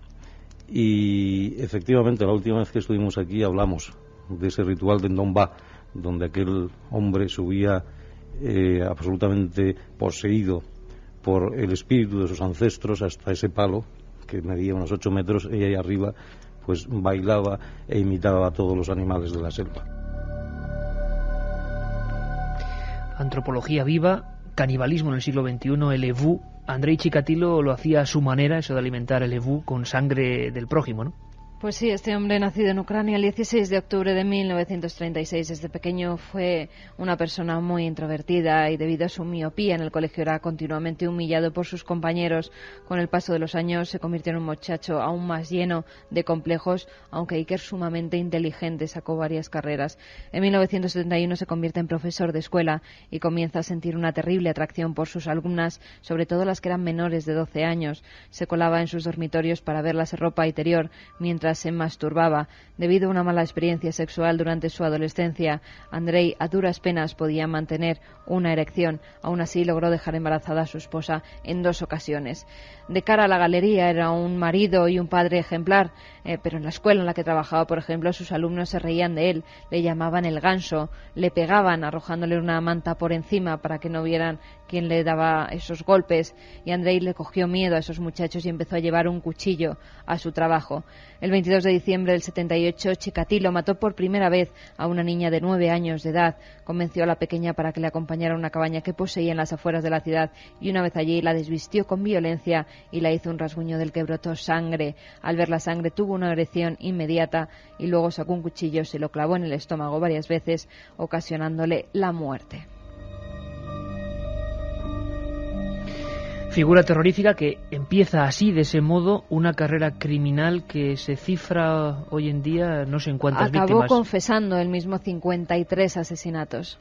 Sin embargo, los datos, Santiago, como decías tú antes, son terribles, son más de 300 prácticamente. Sí, ¿no? Probablemente. Además, en el caso de Chikatilo se unen posiblemente las dos grandes motivaciones de muchos de los psicópatas, el sexo y el poder. Chikatilo es una persona que no puede tener vida sexual y que además es un don nadie, es una persona de la que todo el mundo desde muy pequeño ha abusado, y de repente se ve con la oportunidad de tener esa vida sexual, aunque sea de esa manera pervertida y atroz, y además ejercer el poder supremo, el poder de la vida y la muerte. Esa macabra combinación es la que está detrás de muchos de los casos de los que hemos hablado esta noche y de muchos de otros de los que no hemos hablado. Si vemos una foto de Chikatilo, vemos un individuo terrible, una especie de ser grotesco. Durante muchos años se pensó en una ciencia que identificara los rasgos de la cara con la psicopatía. Ha quedado totalmente desfasado, pero algunos forenses, como José Cabrera, siguen viendo esos libros con cierta fascinación. Sí, bueno, hasta tal punto que había una ciencia que era completamente extensa, que es la fisiognómica, que es el estudio de los rasgos faciales, y otra que era la frenología, el estudio de los bultos del cráneo, para tratar de por esos rasgos físicos vislumbrar si ese sujeto, y hay libros inmensos y grandes que no eran ninguna broma, ahora lo parecen, pero en su momento no lo eran, en la cual se estudian los rasgos de la cara, y por los rasgos de la cara se sacan muchas cosas. Es decir, hoy mismo, los que llevamos haciendo psiquiatría muchos años, cuando entra un paciente en la consulta, por los pliegues de los ojos, por los pliegues de los labios, por la expresión de la nariz, etcétera, nos dice algo, y ese algo es algo objetivo. Es decir, un sujeto que es tenaz tiene unos pliegues en la frente especiales. Un sujeto que por ejemplo es obsesivo tiene otros pliegues. Por lo tanto, sí que hay algo de ahí. Lo que pasa es que, claro, hoy día eso ha pasado a la historia y se ha quedado un poco antiguo, pero yo no lo descarto. La expresión de la cara dice muchas cosas.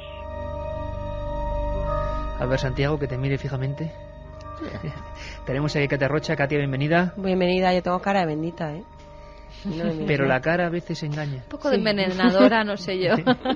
Cualquier día cuando suba la cena aquí En vacaciones la de gente que se conoce y ya no vuelvo a hablar con nadie. Bueno, vamos a ver qué pasa en el ciberespacio. Vamos a arrojar un poco de oxígeno porque muchos oyentes de 7640 están diciendo que hoy nos hemos pasado, francamente, pero es historia criminológica. Esto no tiene nada de paranormal, aunque a mí me da más miedo. Eso de los vivos da mucho más miedo, desde luego.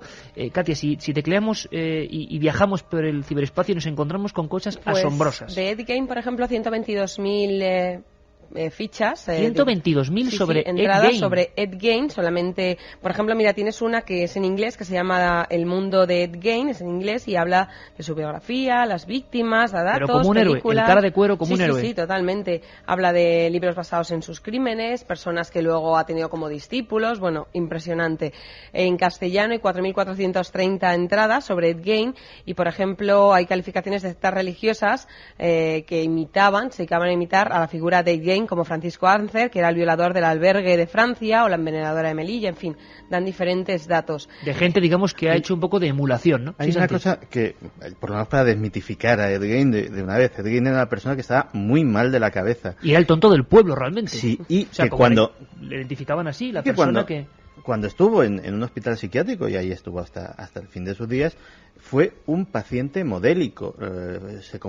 Bajo tratamiento y bajo supervisión profesional se comportó de una manera aceptable, no tuvo ningún incidente con ningún compañero, era un ser pacífico y, entre comillas, al menos internado y en esas condiciones controladas, inofensivo. Es decir, no estamos hablando de ningún supervillano ni nada por el estilo, era simplemente una persona muy enferma.